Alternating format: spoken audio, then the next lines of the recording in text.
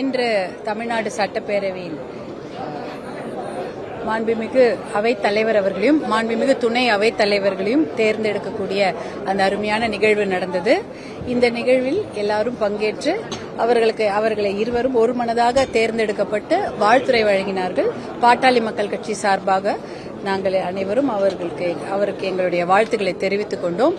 எங்களுடைய அன்பு அண்ணன் சமூக நீதி பற்றாளர் திரு மாண்புமிகு JCT பிரபாகரன் அண்ணா அவர்களுக்கு எங்களுடைய மனமார்ந்த வாழ்த்துக்களையும், துணை அவைத் தலைவராக தேர்ந்தெடுக்கப்பட்ட அன்பு சகோதரர் ரவிசங்கர் அவர்களுக்கும் மனமார்ந்த வாழ்த்துக்களையும் இந்த நேரத்தில் நாங்கள் மறுபடி தெரிவித்துக் கொள்கின்றோம். அதேபோல இன்று சட்டமன்றத்தில் நேற்று இரவு 717 மதுக்கடைகளை முதல் கட்டமாக மூடப்படுவதாக அரசாணை வெளியிடப்பட்டிருந்தது. அதை பாட்டாளி மக்கள் கட்சி சார்பாக நாங்கள் வரவேற்கின்றோம். பாட்டாளி மக்கள் கட்சியின் கொள்கையே மது ஒழிப்பு தான், பூரண மது விலக்கு. அது கண்டிப்பாக அமுல்படுத்தப்பட வேண்டும், படிப்படியாகவாவது அதை அமுல்படுத்த வேண்டும் என்பதுதான் எங்களுடைய கோரிக்கை. அதில் முதல் கட்டமாக இன்று 717 மதுக்கடைகளை மூட போவதாக அறிவித்திருக்கிறார்கள். அது வரவேற்கின்றோம். அது மதுக்கடைகளை மூடும்போது சந்து கடைகள் திறக்காம இருக்க கண்டிப்பாக முயற்சி எடுக்க வேண்டும். ஏனென்றால் அதிகாரப்பூர்வமாக மதுக்கடைகள் எத்தனை நடக்கிறதோ அதை விட 2 மடங்கள்ல 3 மடங்கு அதிகமாக சந்து கடைகள் எல்லா மாவட்டங்களிலும் திறக்கப்பட்டு கொண்டிருக்கிறது. அதை கண்டிப்பாக அதை மூடியாக வேண்டும். கடந்த ஆட்சி காலத்தில் படிப்படியாக மதுக்கடைகள் மூடப்படும் என்று கூறியிருந்தார்கள். ஆனால் அவ்வாறு அது செய்யப்படவில்லை. இந்த அறிவிப்பும் வெறும் அறிவிப்பாக இல்லாமல் கண்டிப்பாக அந்த கடைகள் மூடப்பட்டு சந்து கடைகள் திறக்காமல் அதையும் நாம் கண்காணிக்க வேண்டும். பாட்டாளி மக்கள் கட்சி கடந்த காலங்களில் மது ஒழிப்புக்காக மிகப்பெரிய சட்ட போராட்டங்களை நடத்தி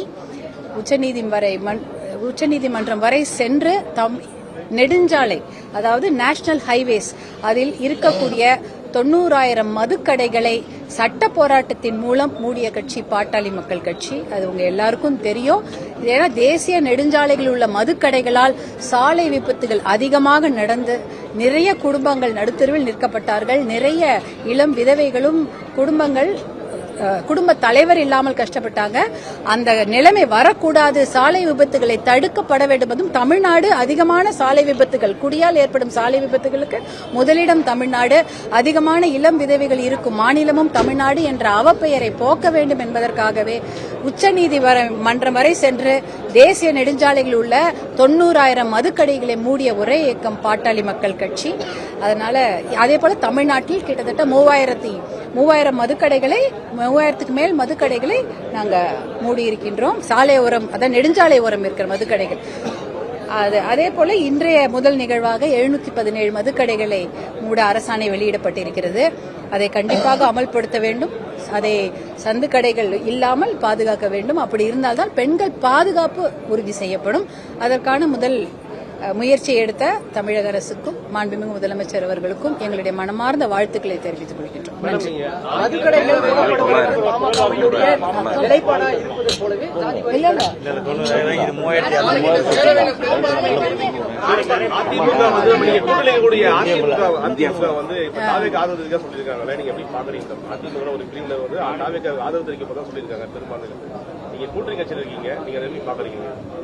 நாங்க சட்டமன்றத்தில் நாங்கள் இருக்கின்றோம்.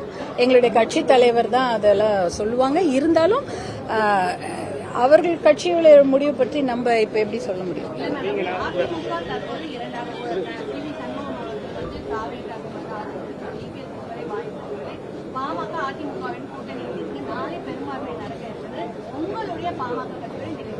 நிலைப்பாடு பாட்டாளி மக்கள் கட்சியின் நிலைப்பாடை எங்களுடைய பாட்டாளி மக்கள் கட்சியின் தலைவர் மருத்துவர் அன்புமணி அவர் தெரிவிப்பார். அதன்படி நாங்கள் நடப்போம். நன்றி. பிளே ஸ்டோர் மற்றும் ஆப் ஸ்டோரில் இருந்து பாலிமர் செயலியை QR கோடு மூலம் பதிவிறக்கம் செய்யுங்கள். செய்திகளை உடனுக்குடன் பெறுங்கள்.